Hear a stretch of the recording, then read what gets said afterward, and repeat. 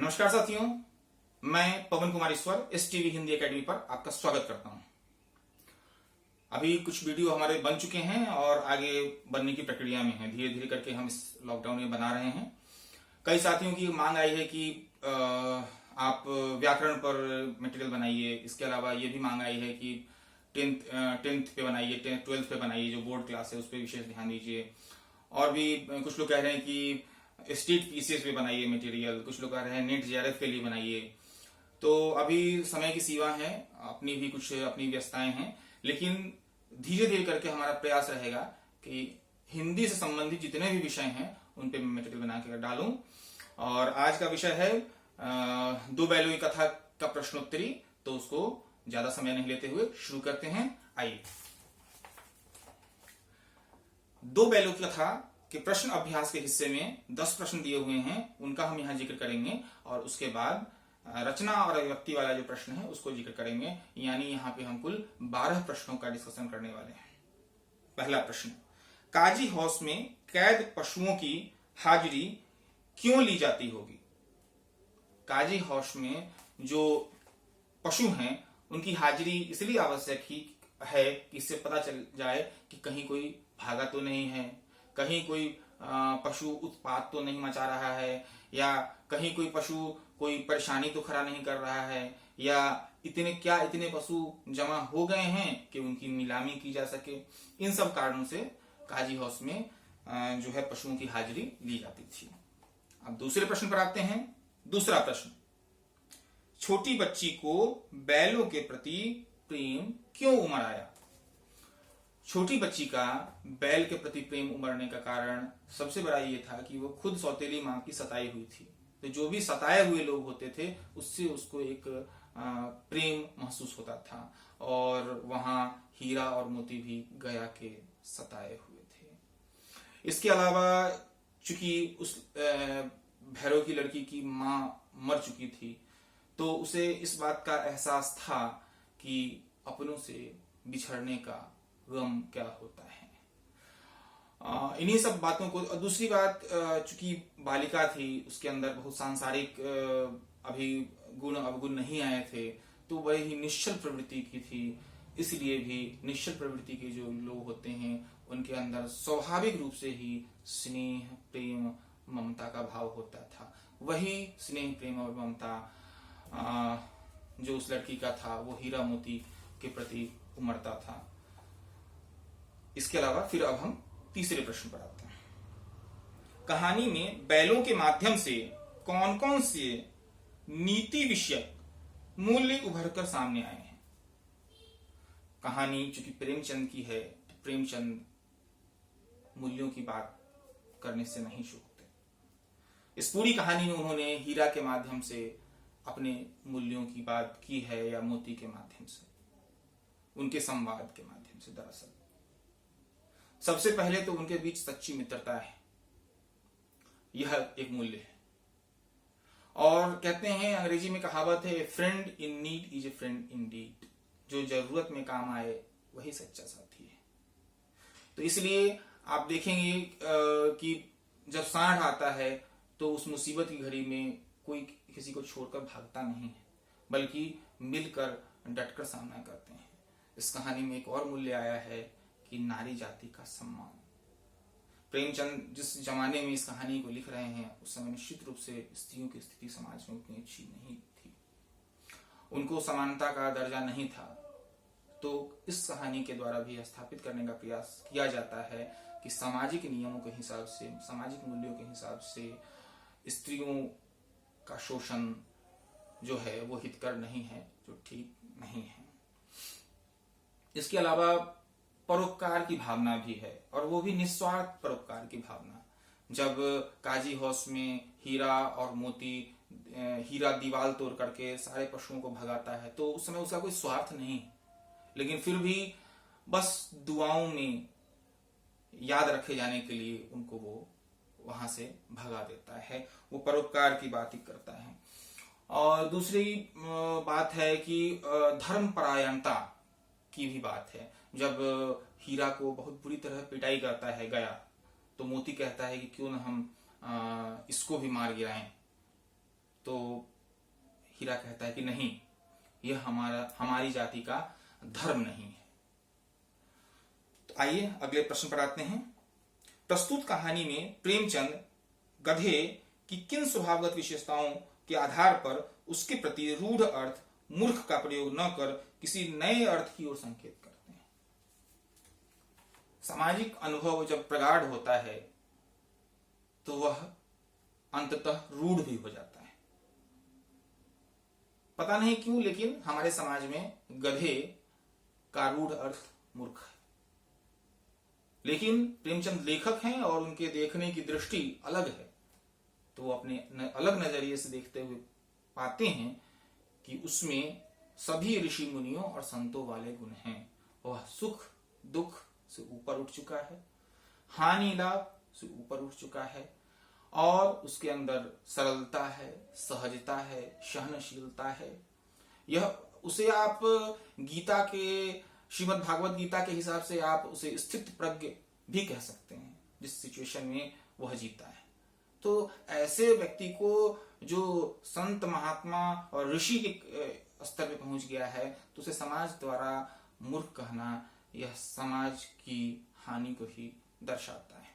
आइए अगले प्रश्न पर विचार करते हैं। लेकिन औरत जात पर सींग चलाना मना है, यह भूल जाते हो।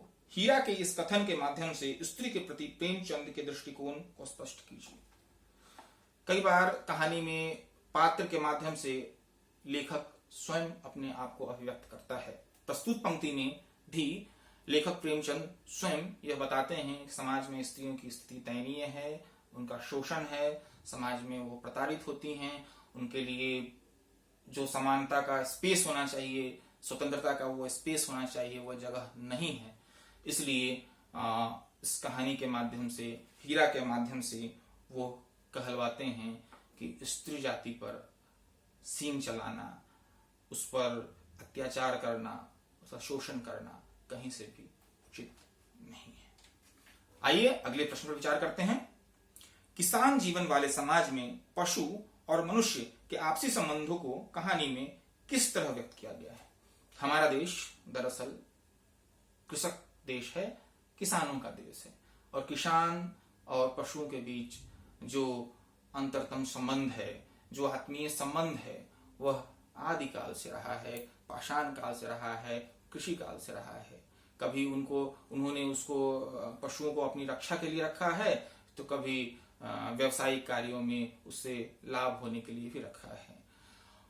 तो हमारे भारतीय समाज में पशु हमारे घर के सदस्य की तरह ही रहते हैं।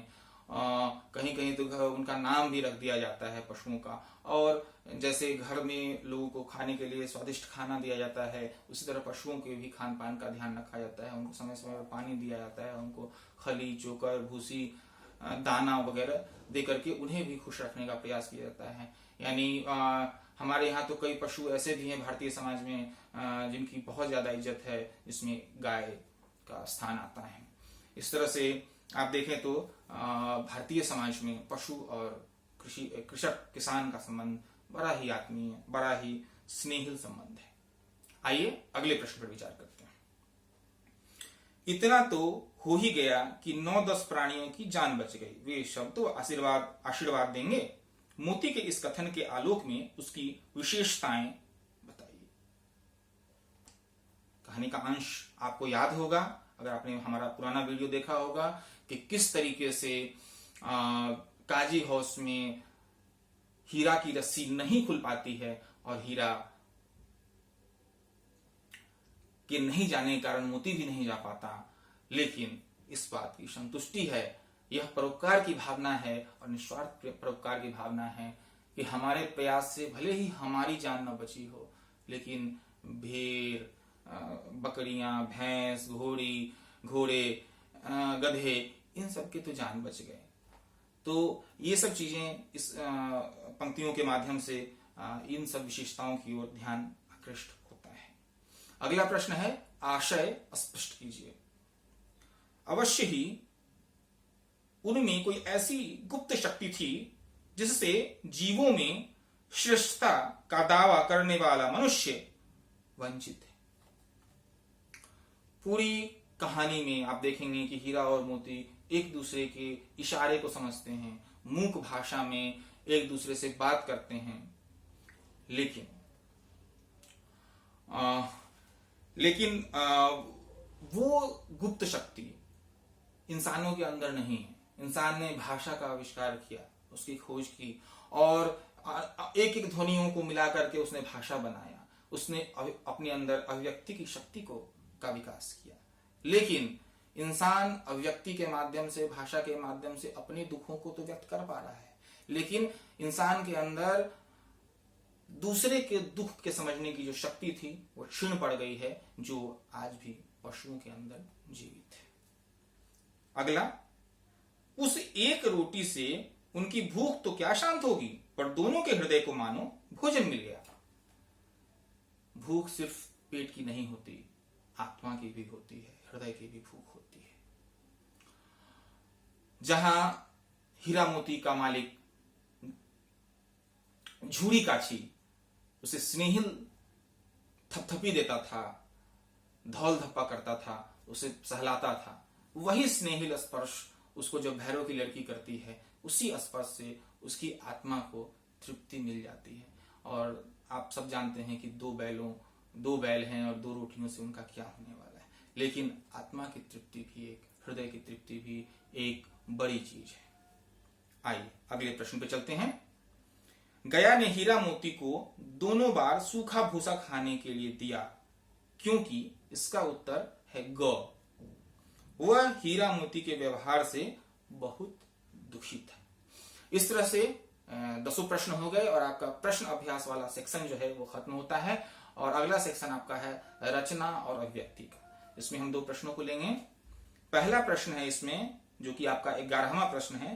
हीरा और मोती ने शोषण के खिलाफ आवाज उठाई, लेकिन उसके लिए प्रताड़ना भी सही। हीरा मोती की इस प्रतिक्रिया पर तर्क सहित अपने विचार प्रकट करें।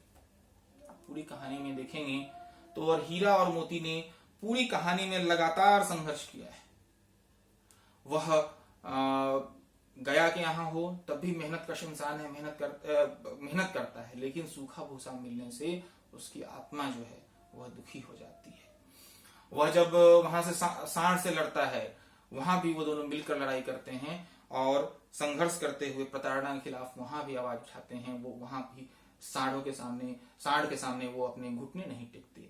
काजी हाउस में भी खाना नहीं मिलता है तो जी जान लगा करके वहां से भी दीवार तोड़कर भाग निकलने का प्रयास करते हैं। इस प्रयास में खुद भले ही न सफल हो, लेकिन अन्य जीवों को निकालने में सफल हो जाते हैं।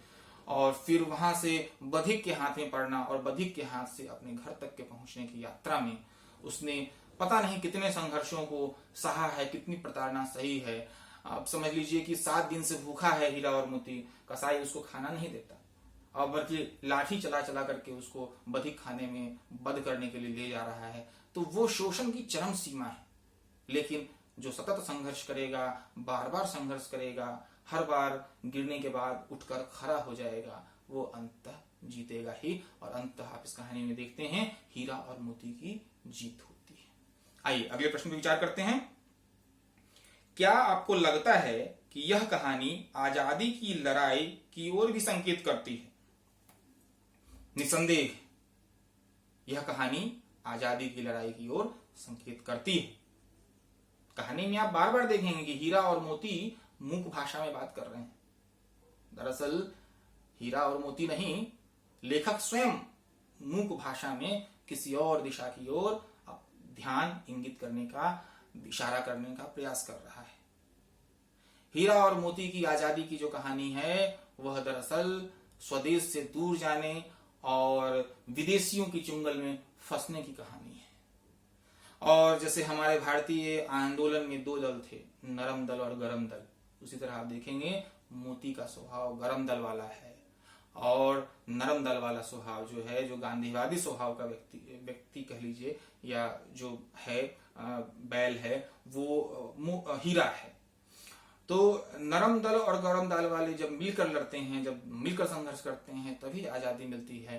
तो शायद इस कहानी के माध्यम से प्रेमचंद ने ये संदेश देने का भी प्रयास किया है कि जैसे हीरा और मोती विरोधी विचारों के होने के बाद भी साथ मिलकर संघर्ष करते हैं, वैसे ही आजादी के आंदोलन में नरम दल और गरम दल के व्यक्तियों को भी मिलकर संघर्ष करने की आवश्यकता है, तभी सफलता मिल सकती है। और आप ये देखिए कि जैसे भारतीय पहले आजाद थे, आजाद के बाद वो मुगलों के चंगुल में फंसे, फिर अंग्रेजों के चंगुल में फंसे। तो इस कहानी से आप ये भी दे सकते हैं, ये कहानी यह भी बताने का प्रयास कर, जैसे हीरा मोती का गया के यहाँ जाना, मुझे जो ऐसा लगता है कि मुगलों के शासन के अधीन होने जैसा है, लेकिन वहां से काजी हाउस में जाकर के फंसना अंग्रेजों के शासन के गुलाम होने जैसा है, जहां पे प्रताड़ना ज्यादा है, जहां पे शोषण ज्यादा है। और आपने देखा भी होगा, इतिहास पढ़ा होगा तो आपको मालूम होगा कि अंग्रेजों के जमाने में अकाल बहुत ज्यादा पड़े हैं, बहुत ज्यादा महामारियां फैली हैं, बहुत ज्यादा शोषण हुआ है। उतना शोषण मुगलों के शासन के दौरान नहीं था।